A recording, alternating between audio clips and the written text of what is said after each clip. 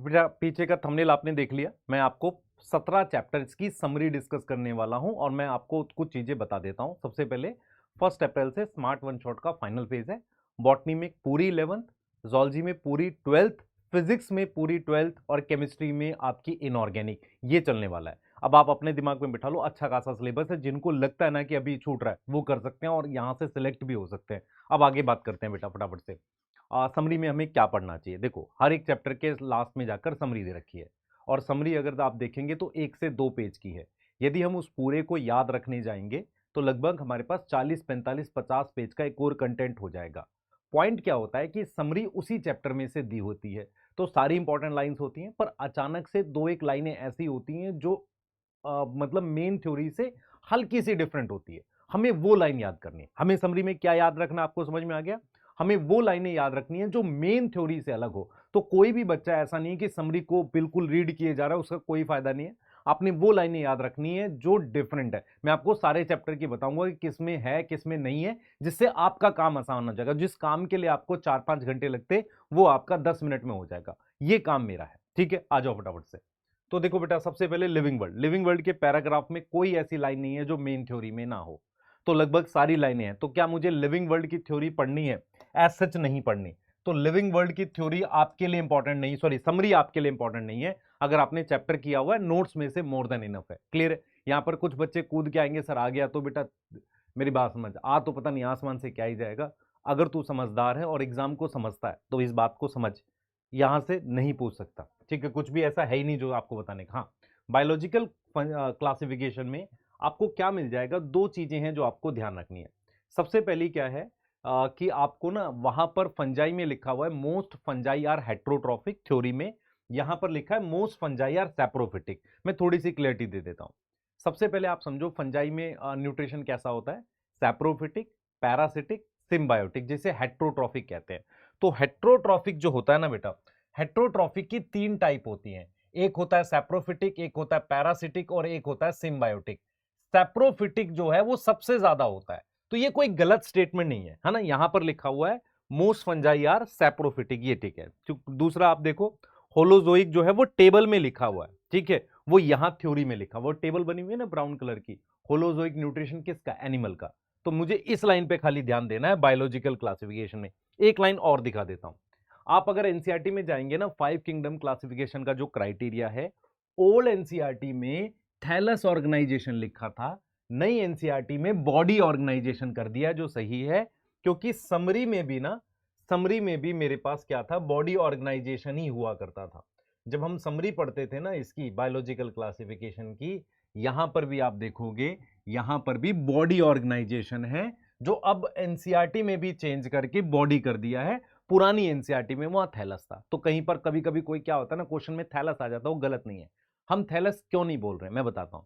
Thallus actual में क्या होता है बेटा, प्लांट से रिलेटेड बात होती है या फंजाई से रिलेटेड होती है। अब हम यहां पर एनिमल भी तो ले रहे हैं, इसीलिए हमने पूरी टोटल की बात करने के लिए क्या वर्ड यूज कर दिया, बॉडी ऑर्गेनाइजेशन, जो अब टेबल में भी दे रहे। देखो टेबल में पहले से था, यहां पर बॉडी की जगह थैलस लिखा हुआ था पुरानी एनसीईआरटी में। आपके पास हो सकता नहीं हो, तो वहां बॉडी होगी, आप कंफ्यूज मत होना।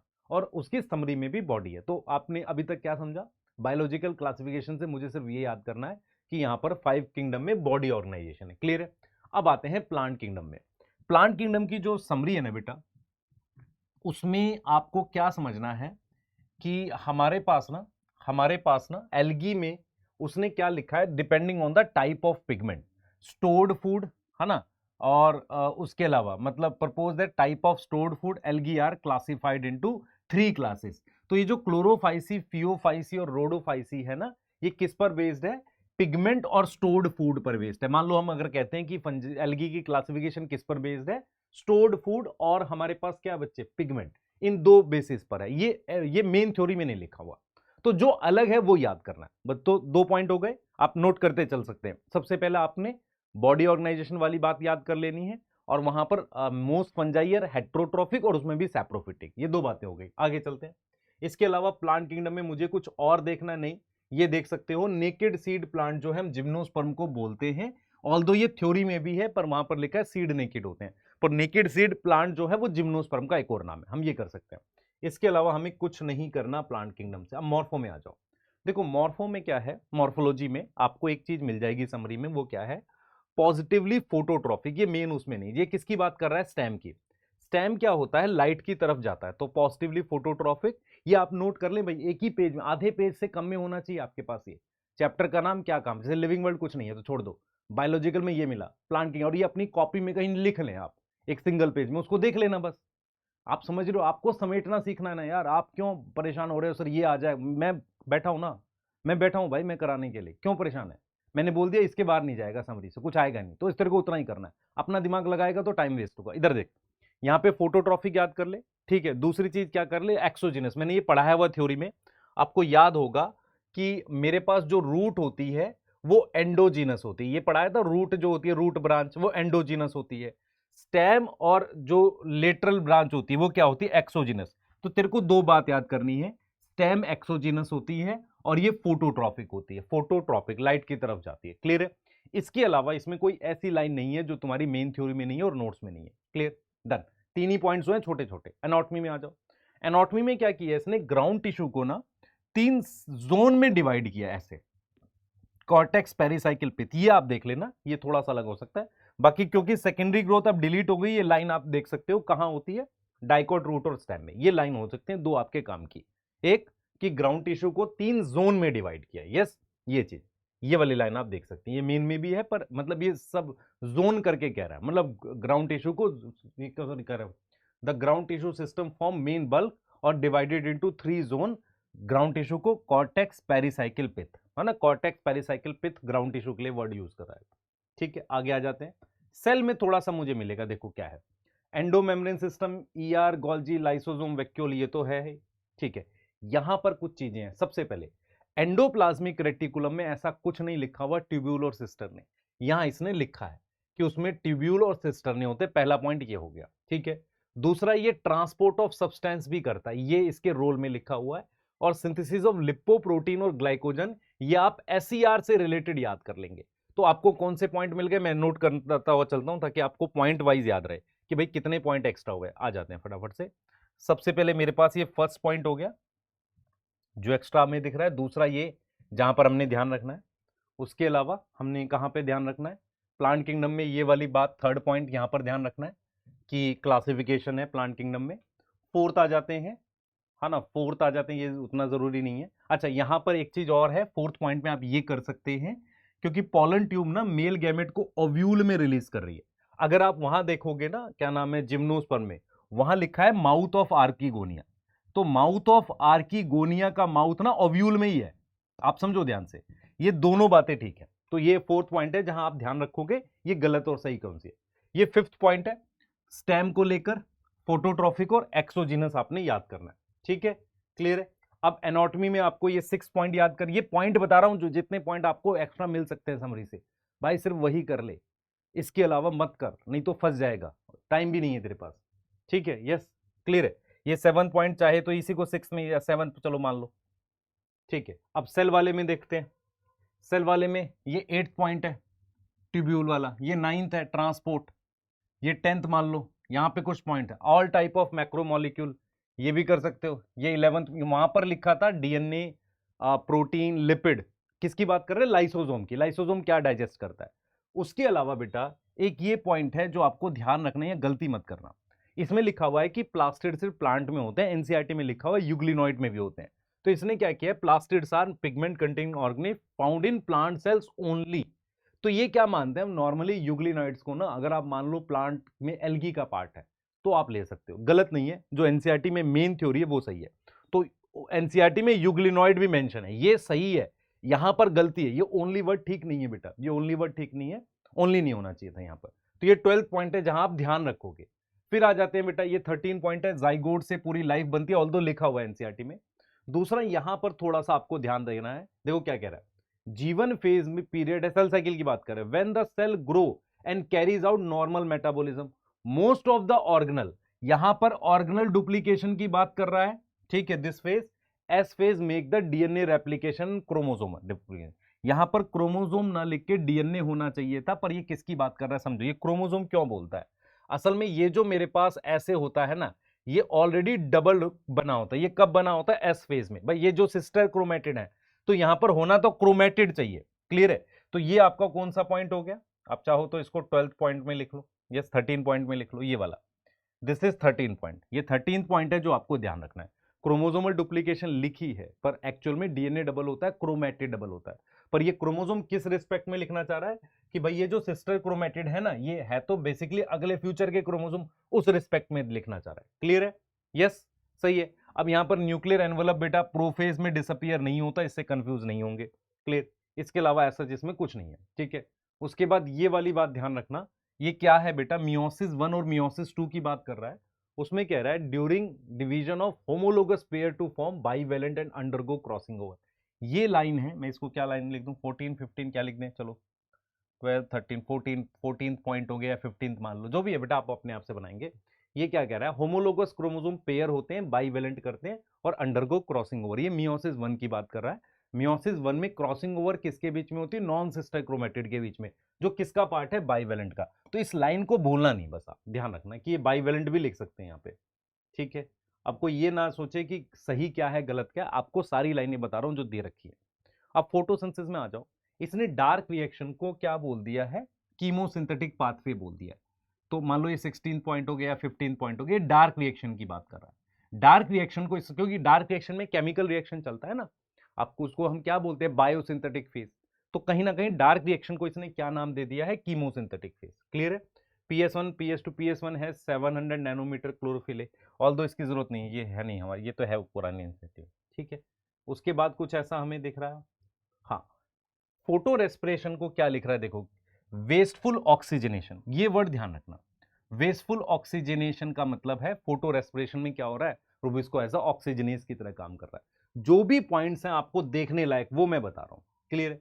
अब रेस्पिरेशन इन प्लांट में देखो क्या लिखा हुआ है, oxidation and cell release to lot of energy called cellular respiration, although इसकी जरूरत नहीं हमें, हमें इसकी जरूरत नहीं है, हमारे काम का ये है। Anaerobic condition in many prokaryotes, unicellular eukaryotes and germinating seed. मतलब ये बता रहा है कि एनारोबिक रेस्पिरेशन कहां कहां होता है, प्रोकैरियोट्स में होता है, यूनिसेलुलर यूकैरियोट्स में होता है, ईस्ट की बात कर रहा है, और जो जर्मिनेटिंग सीड्स होते हैं वहां भी काफी सारा एनारोबिक रेस्पिरेशन होता है अगर ऑक्सीजन अवेलेबल नहीं है, क्लियर है।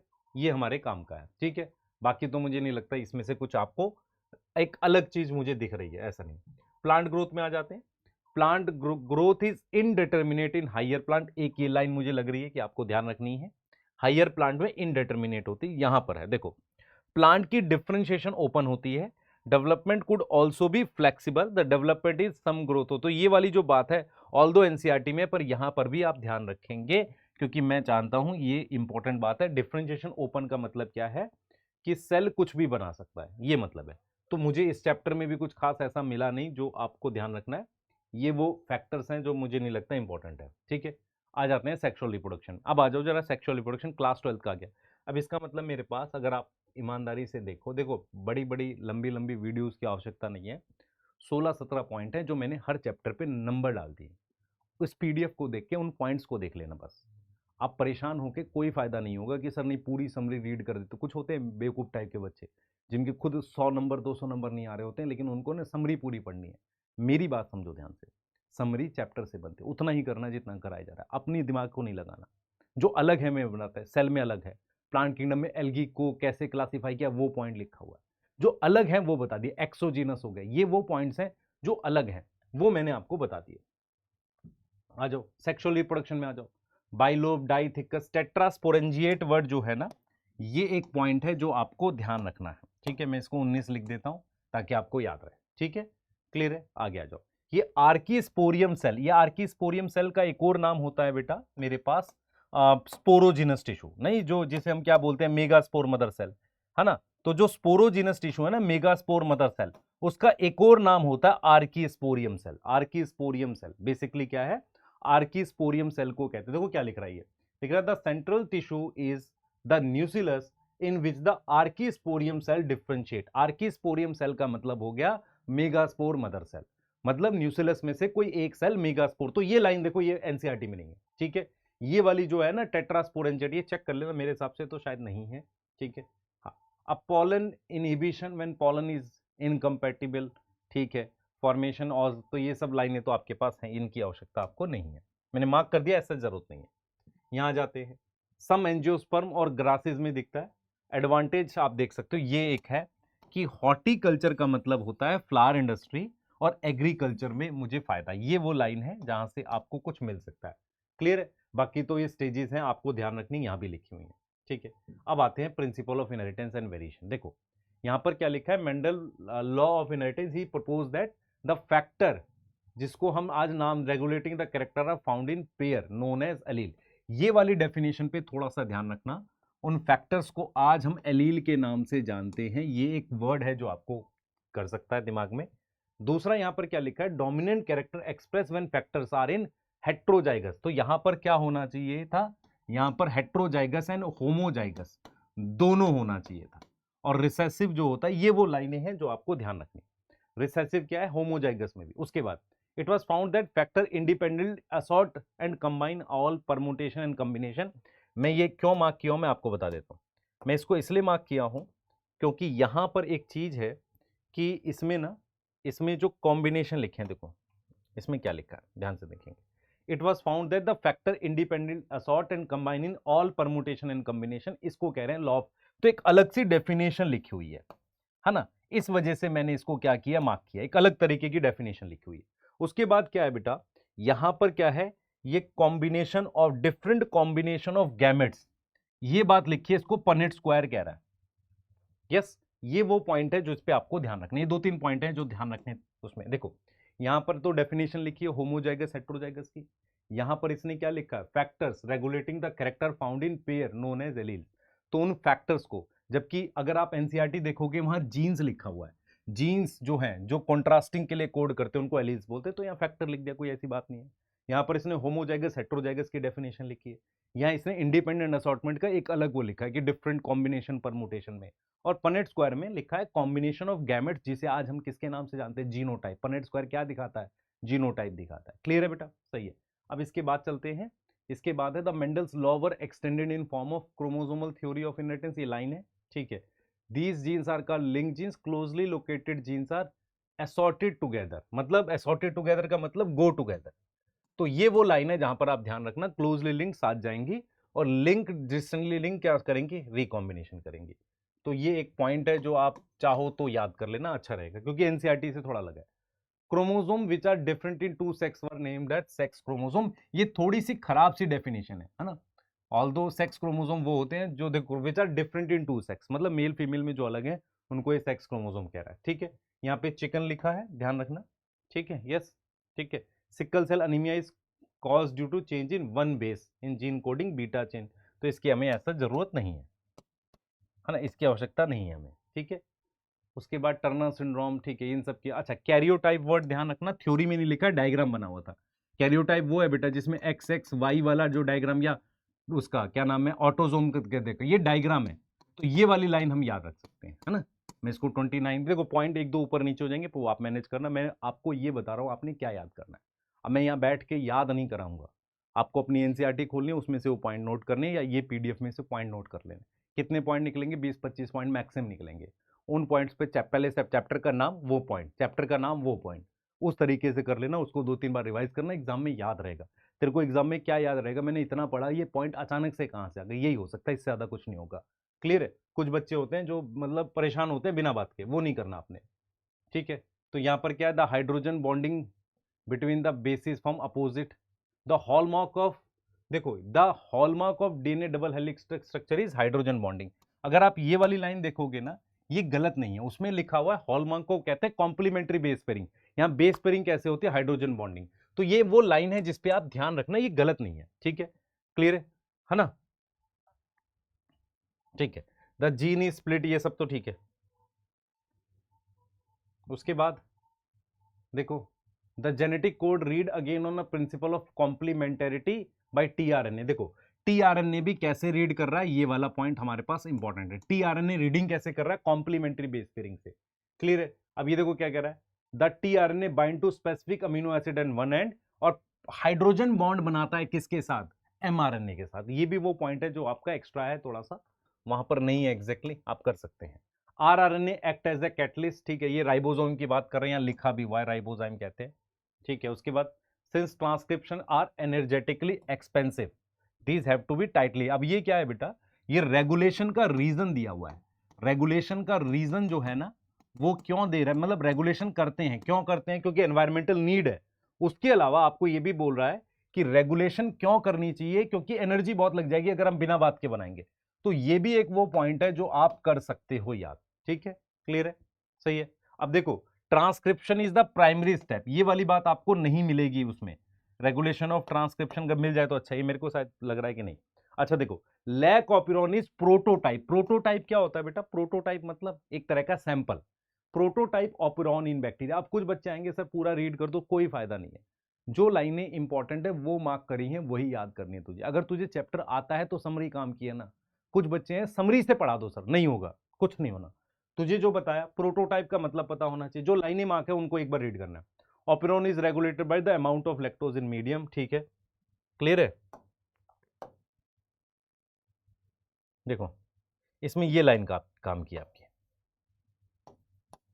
ठीक है, कि क्या कह रहा है, regulation can also view under the regulation of enzyme synthesis by it's substrate, है ना। वो है कि एंजाइम खुद उसके सबस्ट्रेट ने बनवाया, अपने सबस्ट्रेट ने खुद का एंजाइम बनवाया, मतलब जैसे लैक्टोज ने अपना एंजाइम बनवाया, वो चीज कह रहा है। तो ये वो लाइनें हैं जो थोड़ी अलग है, आप कर सकते हो, उन पे मैंने मार्क किया। जैसे मान लो ये मार्क कर दी, ये वाली मार्क कर दी आपके लिए, है ना, ये वाली मार्क कर दी, ये प्रोटोटाइप वाली ये वाली मार्क कर दी, क्यों करना है, 30 टाइप फोटो प्रोटोटाइप वाली ये वाली मार्क कर दी, ये वो है जो हल्की से अलग हो सकती है। क्लियर है। बाकी यहाँ पर ये इसका बोल सकता है, ये चीज आपके काम की हो सकती है, उसके अलावा तो मुझे नहीं लग रहा कुछ काम का यहाँ, मतलब काम का है वहाँ है बेसिकली। इसमें क्या है समरी में, इसमें तो कुछ ऐसा है नहीं, खाली ये है। देखो अगर आप ध्यान से देखेंगे एंटीबायोटिक वाले टॉपिक में जो डिजीज दे रखे हैं, डिप्थीरिया दे रखा है, वुपिंग कफ दे रखा है ना, और प्लेग दे रखा है। यहाँ पर निमोनिया मेंशन है, तो सर ये भी हो सकता है, हाँ निमोनिया भी बैक्टीरिया की डिजीज है ना। उसने 4 दिखे, उसके साथ एक्सेट्रा लिखा, तो निमोनिया लिख सकते हैं, गलत नहीं है। ऐसा नहीं कि गलत हो गया, वहां पर 4 अलग लिखे हैं, बेसिकली बैक्टीरिया की डिजीज है, तो ये गलत नहीं है। तो निमोनिया है यहाँ एक्स्ट्रा है, क्लियर है। यस। दूसरा इसने लिखा methanogen produce methane while degradation of plant waste, तो ये चाहो तो इसको 38 लिख लो, 39। इसने स्पेसिफिकली प्लांट वेस्ट की बात करी है। प्लांट वेस्ट का मतलब होता है जिसमें सेलुलोज हो, इसके अलावा कुछ ऐसा नहीं है जो माइक्रोब्स में अलग दे रखा है। ठीक है, अब ऑर्गेनिज्म पॉपुलेशन में फिर ये मैं रिपीट कर रहा हूं, यहां पर वो लाइन देख लो, नेचुरल सिलेक्शन जो है वो पॉपुलेशन लेवल पे काम करता है, ये बात पे ध्यान रखना। ठीक है, और कोई ऐसी लाइन नहीं है। ठीक है, मुझे और तो unlimited growth is usually exponential but when progressively limiting growth pattern, ये वाली लाइन ध्यान रखो। ये कह रहा है कि ग्रोथ शुरुआत में एक्सपोनेंशियल होती है, बाद में लॉजिस्टिक हो जाती है। यहां पर आप लाइन को ध्यान रख सकते हो सर, याद करनी है, बहुत ज्यादा अलग तो नहीं है। इसका मतलब अभी ऑर्गेनिज्म पॉपुलेशन मुझे कुछ ऐसा नहीं मिला। देखो यहाँ पर तो कुछ ऐसा है नहीं, इकोलॉजिकल फैक्टर की बात कर रहा है। ठीक है, प्रिडेशन पैरासिटिज्म नहीं, मुझे नहीं लग रहा कोई लाइन है। और इकोसिस्टम पे आ जाते हैं। इकोसिस्टम में एक चीज ध्यान रखनी है, देखो यहाँ पर क्या किया हुआ है, ध्यान सुनेंगे। इकोसिस्टम में यहाँ पर मुझे कुछ मिलेगा, मैं बताता हूँ कहाँ पर। देखो इकोसिस्टम में जीपीपी और एनपीपी की डेफिनेशन पे जाओ, देखो क्या लिखा हुआ है। Capture of solar energy is producer, ठीक है, दो तरह की है। जीपीपी क्या है, rate of capture of solar energy और total production of organic matter. देखो हम यहाँ पे क्या पढ़ रहे हैं, rate of production of organic matter को हम क्या बोल रहे हैं, जीपीपी बोल रहे हैं। और यहाँ पर क्या कह रहा है, rate of capture of solar energy या total production of organic matter. तो यहाँ पर rate of organic matter original theory में लिखा है, यहाँ पर लिखा है total capture of solar energy, इसलिए एनर्जी की भी उसकी यूनिट होती है। ये चीज क्लियर हो गई। ऐसे ही अगर आप इस पे एनपीपी की देखेंगे, डेफिनेशन क्या है, द रिमेनिंग बायोमास, और मतलब उतना बायोमास रह गया after utilisation of producer. Utilisation ने यूज किया प्रोड्यूसर को, मतलब क्या हुआ भाई, रेस्पिरेशन लॉस माइनस करके। यहां इसने क्या लिखा, मेन थ्योरी की है, इसने लिखा है अवेलेबल बायोमास। तो मतलब क्या हुआ, जैसे मान लो जीपीपी क्या है, कितना खाना बना, ठीक है, बायोमास में या एनर्जी की टर्म में। यहां लिखा है बायोमास की टर्म में, देखो ऑर्गेनिक मैटर की टर्म में, और समरी में लिखा है एनर्जी की टर्म में। ठीक है, अब यहां पर लिखा है अगले ट्रॉफिक लेवल को जो अवेलेबल है वो नेट है। और यहां पर देखो क्या लिखा हुआ है, द रिमेनिंग बायोमास और energy left after utilisation of producer, मतलब प्रोड्यूसर ने रेस्पिरेशन लॉस के बाद जो बचा उसको हम एनपीपी। तो दो डेफिनेशन है, दोनों ठीक है। कहने का तरीका क्या है, जो बचा वो खाएगा, ये एनपीपी है, और जो बचा है वो एनपीपी है। मतलब क्या हुआ, रेस्पिरेशन लॉस करके जो बचा वो एनपीपी है, वो यहां लिखा है समरी में, और उसको ही अगले खाएगा वो भी एनपीपी, एनपीपी वही होती है। ठीक है, क्लियर है। तो ये वो दो पॉइंट्स हैं जहां आपको ध्यान रखना है बस। ठीक। बाकी तो मुझे ये एक चीज़ और है बेटा, समरी में ना ये न्यूट्रिएंट साइक्लिंग डिलीट हो गया है, तो इसको आपको करना नहीं है, ऐसा कि नहीं आप यहाँ से याद करने लगो, ये करना नहीं है न्यूट्रिएंट साइक्लिंग जो डिलीटेड वाला पार्ट है। अब बायोडाइवर्सिटी कंजर्वेशन में ये एक डाटा है जो लाइफ कब से ओरिजिनेट हुई है, ये कह रहा है 3.8 बिलियन ईयर्स अगो, एक डाटा ये आपको ऐड मिलेगा यहाँ पे। दूसरा डाटा आपको यहाँ ऐड मिल रहा है, यहाँ पर कह रहा है कि 15,500 स्पीसीज को यहाँ पर लिखा है नियरली 700, तो 700 का मतलब ये 784 है जो एनसीईआरटी में लिखी हुई है, सही है, क्लियर है। अब इसमें कह रहा है कि 15,500 में से 650 इंडिया की हैं, ये एक एक्स्ट्रा डाटा है जो आपको ध्यान रखना है। जैसे 15,500 species faces threat of extinction, ये पढ़ा ना, उसमें से 32% एम्फीबियन है, 31, तो उसमें से इंडिया वाला नंबर इसने यहाँ पे दे रखा है। इसके अलावा और कोई डाटा जो आपके काम का हो, यहाँ पर आप देख लो। इनडायरेक्ट बेनिफिट, हाँ, इनडायरेक्ट बेनिफिट में हमने 3 पढ़े थे, क्या क्या पढ़े थे, पॉलिनेशन, ऑक्सीजन और एस्थेटिक प्लेजर, यही पढ़ा था। यहाँ पर इसने कुछ और ऐड कर दिए, पेस्ट कंट्रोल, है ना, क्लाइमेट मॉडरेशन, फ्लड कंट्रोल, ये सारे, ठीक है, क्लियर है, यस, सही है। अब यहाँ पर एक बार देख लेना एक्स2 में, यहाँ पे इसने क्या लिखा है, एक्स2 में टिश्यू कल्चर भी यहाँ पर है हमारे पास, क्रायो प्रिजर्वेशन भी है, ठीक है, इन विट्रो फर्टिलाइजेशन भी, ये चीजें हैं बस, क्लियर। मैं फिर बोल रहा हूँ, इस वीडियो को देख के नोट कर लो, अपनी एनसीईआरटी खोल लो, वीडियो को देख के मेन मेन पॉइंट नोट कर लो, अगर आप बोलो तो मैं एक सिंगल पेज पे लिख के दे देता हूँ, ठीक है, पर आपका काम होना चाहिए, आपको अपनी एनसीईआरटी पे मार्क मिलना चाहिए, ये ज़रूरी होता है। नहीं तो आप अपनी एनसीईआरटी से ये लिख लो कि सर ये जैसे प्लांट किंगडम में क्लोरोफाइसी की क्लासिफिकेशन का ये बेसिस था, पिगमेंट और स्टोर्ड फूड, नहीं तो क्या होगा, क्वेश्चन आएगा classification of algae is based on stored food, pigment both 1 and 2, तो फंस जाओगे। इस तरीके से इसमें कोई बहुत मुश्किल चीज़ें नहीं है जो चेंज हुई है, मैंने जो भी चेंज हुई है वो मार्क कर दी है आपको, आपने वो देख लेनी है, एक पेज पे लिख लो। यदि आप नहीं भी लिख सकते हो मुझे बता दो, मैं कर दूंगा वो काम, पर मेरा सिर्फ पर्पस ये आपको ये समझाना पढ़ना कैसे है, क्या याद करना है, मैं याद नहीं करूंगा। दूसरा बात बेटा, जो फुल सिलेबस नहीं दे रहे हैं वो फंसने वाले हैं, मैं पहले बता रहा हूँ। जिन्होंने अभी तक टेस्ट देने चालू नहीं करे कि मैं अभी कर लूंगा फिर दूंगा, बेटा तू नहीं दे पाएगा इस साल, मैं बोल रहा हूँ तेरे को, हर साल सोचता रहता है। कमेंट में बताना कैसा लेक्चर था, और हम लोग कल से स्टार्ट कर रहे हैं, जो अभी भी सोए हुए हैं प्लीज़ जग जाओ, है ना। हम लोग 1 अप्रैल से स्टार्ट कर रहे हैं स्मार्ट वन शॉट, पहला लेक्चर सुबह 10 बजे लगा हुआ है, मुझे सारा कोई बच्चा उस लेक्चर में चाहिए, ठीक है, बाय।